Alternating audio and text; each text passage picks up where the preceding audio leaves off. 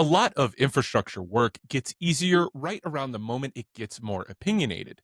Private connectivity becomes a product. Cluster networking becomes a managed default. Ingress migrations stop being optional. Observability config starts acting like a real standard.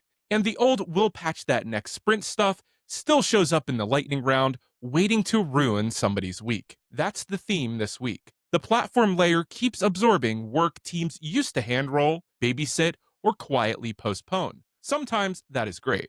Sometimes it is the platform telling you that your old defaults are running out of runway.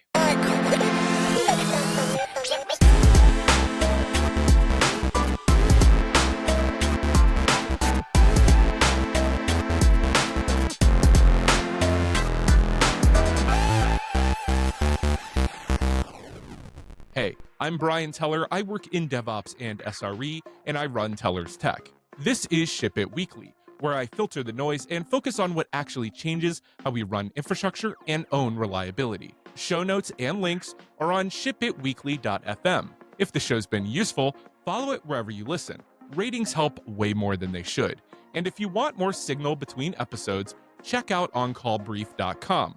The latest brief this week was heavy on breaking changes, security patches, and platform releases, and that definitely shaped this episode. We have 5 main stories today, then the lightning round, and we'll wrap with the human closer. We're starting with AWS Interconnect going generally available, because this is a pretty clean signal that AWS wants private connectivity to feel a lot more like a managed cloud primitive and a lot less like a telecom product. Then Cloudflare Mesh, which feels like the private network for humans, services, and agents version of the same broader trend. After that, GitLab 19.0, because the move away from bundled Nginx, Ingress, and bundled data services is exactly the kind of breaking change platform teams actually have to plan around. And that one came straight out of this week's on-call brief. Then we've got EKS auto mode networking and what it means when AWS owns more of the cluster networking path for you. And finally, OpenTelemetry declarative config reaching stability, which is quieter than the others, but honestly kind of foundational. Story 1. AWS Interconnect is cloud networking getting productized harder. Let's start there. AWS Interconnect is now generally available, and the core pitch is pretty straightforward. AWS is offering managed network connectivity in 2 directions: multi-cloud connectivity between AWS and other cloud providers, and last-mile connectivity between AWS and your on-prem or enterprise sites. AWS says that the service is turnkey, private, and designed to remove the usual infrastructure complexity from the customer side. The part that stood out to me is not just the feature list, it's the framing. This is AWS taking something that traditionally felt like network engineering plus vendor coordination plus waiting, and trying to turn it into a cloud service with a cleaner control surface. Multi-cloud starts with Google Cloud, Azure is coming later this year, and the traffic stays on private backbones instead of bouncing over the public internet. The last mile option launches in the US with Lumen. That matters because private connectivity has always been one of those areas where cloud teams and networking teams can end up speaking slightly different languages while the delivery timeline drags on forever. So when AWS starts saying, "We'll manage more of this path for you," that is not just a product launch. That is a platform boundary shifting. And I think the practical takeaway is pretty simple. If you run multi-cloud, hybrid, branch-heavy, or edge-ish environments, this is the kind of thing worth paying attention to early. Not because you need to adopt it tomorrow, but because it changes the default expectation of how painful private connectivity is supposed to be. Story 2. Cloudflare Mesh is basically saying private networking should include agents now. Next up, Cloudflare Mesh. Cloudflare launched Mesh as a private networking layer for users, nodes, agents, and workers. Their pitch is that the client on private networks are no longer just humans and services. Now they're also autonomous agents that need scoped access to internal APIs, databases, and other private systems without exposing those systems to the public internet. And honestly, I think that framing lands. Because this is one of the first times I've seen a big networking security vendor say out loud that agent traffic is not just a cute add-on to existing access models. Cloudflare is treating it as a first-class access pattern, Mesh plugs into Cloudflare 1, applies existing gateway, access, and posture policies, and ties into workers' VPCs so workers, durable objects, and agent workloads can reach private infrastructure directly. The interesting part is that this is not being sold like a traditional VPN replacement story. It is more like your private network should already know how to deal with services, laptops, remote servers, and agent style workloads on the same fabric. Cloudflare also says mesh is many to many private networking over its global network, not a collection of one off tunnels glued together. So, the bigger read for me is this: networking vendors are starting to assume the future client is sometimes a human, sometimes a workload, and sometimes an agent acting semi autonomously. If that assumption keeps spreading, private access tooling is going to look a lot more like policy driven platform plumbing and a lot less like old school remote access. Story 3. GitLab 19.0 is what real platform migration pressure looks like. Now to GitLab. This week's on-call brief highlighted GitLab 19.0, and I think it is a really good platform story because it is not flashy at all. It is just the kind of change that forces actual planning. GitLab says 19.0 includes 15 breaking changes, and one of the big ones for self-managed Helm users is that bundled Nginx ingress is being replaced by Gateway API with Envoy Gateway as the default. GitLab says Nginx ingress hit end of life in March 2026, though it can still be explicitly re-enabled until removal in 20.0. That alone is enough to matter. But then there is the second punch. GitLab is also removing bundled Postgres SQL, Redis, and MinIO from the Helm chart and operator path, with no replacement, citing licensing, maintenance, and image availability issues. This is the exact kind of story that feels just operational until you are the team that has to sequence the migration. Because these are not cosmetic defaults.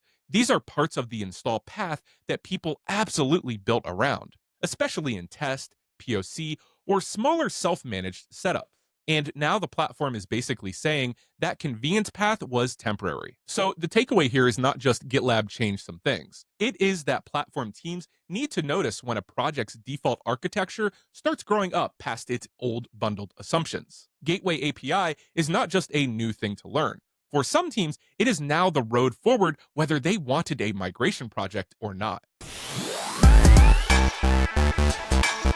Story 4. EKS Auto Mode Networking is AWS trying to make cluster networking feel less handmade. Next up, EKS Auto Mode. AWS published a good breakdown this week of how EKS Auto Mode handles networking.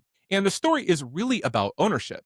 Auto Mode sets up the VPC CNI for you, manages DNS as a core component, supports node-level DNS caching, and lets you request ALBs and NLBs through native Kubernetes resources without a separate load balancer controller. AWS also says it handles CNI lifecycle management as part of the cluster maintenance. That is a pretty meaningful bundle of responsibility, because cluster networking is one of those areas where teams can spend years carrying around a bunch of, well, this is just how our cluster works, setup that is really a mix of controllers, tuning, upgrades, and networking assumptions nobody wants to touch during business hours. What AWS is doing here is making a stronger argument that for a lot of teams, that should stop being custom glue. Pods get VPC IPs directly. Traffic follows normal VPC route tables. You use AWS native networking services and tools you already know. And AWS is taking more responsibility for keeping the CNI path current and sane. Now, that trade is not going to be for everybody. Some teams want the flexibility. Some teams need the knobs. Some teams have enough scar tissue to be suspicious anytime a managed mode says trust us. Fair. But for a lot of orgs, the real risk is not lack of knobs. It is the pile of half-owned networking glue they already have. Story 5. OpenTelemetry declarative config getting stable is boring in the best way. Last main story. OpenTelemetry announced that key portions of its declarative configuration spec are now stable. That includes the JSON schema, YAML file representation, in-memory model, parsing and creation operations, and the OTel config file environment variable used to point SDKs at a config file. The blog also says implementations are currently available in C++, Go, Java, JavaScript, and PHP, with .NET and Python underway. I really like this one because observability configuration has had a lot of it depends energy for a long time. Environment variables everywhere, slightly different mental models across languages, lots of power, not always a lot of consistency. So when OpenTelemetry says the declarative config model is stable and should increasingly be treated as a first-class UX surface, that is real platform maturity. They even say the future process should be declarative configuration first, and that older environment variable patterns that do not interoperate well may get deprecated over time. That does not make for a flashy headline, but it does make life better for platform teams that want more consistency across languages and services without every team inventing its own telemetry setup philosophy. And honestly, that is a very DevOps story. Not exciting in the launch demo sense, but very exciting in the maybe we stop relearning config drift in 5 languages sense.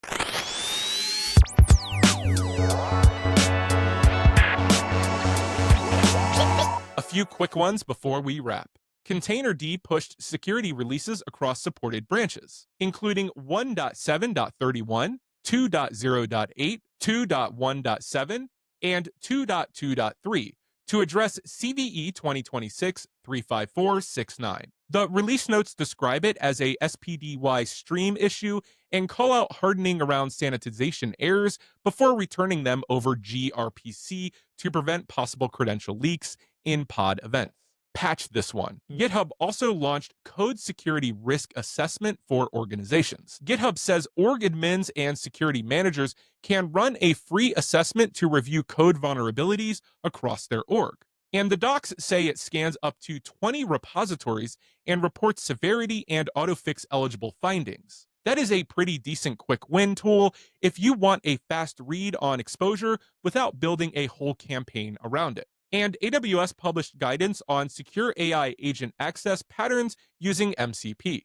Their framing is that IAM has to become the authorization layer for these non-deterministic systems, because coding assistants and agents choose tools at runtime and can act at machine speed. That is a good reminder that it's just an assistant stops being true the second it has real permissions.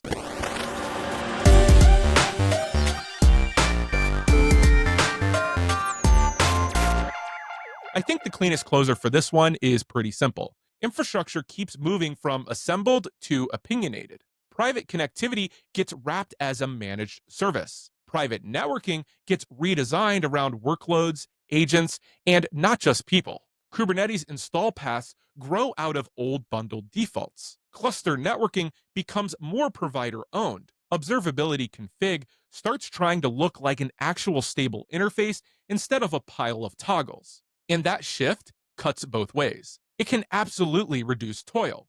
It can also remove some of the comfortable ambiguity teams used to hide inside. Because once the platform gives you a clearer default, you have to make a more conscious decision if you want to keep doing things the old, harder way. That is the human part of ops that shows up over and over. A lot of teams say they want simplicity. What they usually mean is they want someone else to own the painful complexity without taking away the escape hatches that they have grown attached to. Sometimes that works. Sometimes the industry just moves on and your migration project shows up whether you invited it or not.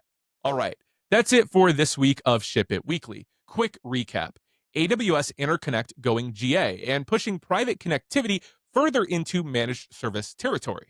Cloudflare Mesh building private networking for users, workloads, and agents. GitLab 19.0 forcing some real migration planning around gateway API and bundled services. EKS auto mode networking making cluster networking less handmade. And OpenTelemetry declarative config getting stable in the kind of boring, foundational way that usually matters a lot later. Links and show notes are on shipitweekly.fm. You can also find the video versions on YouTube.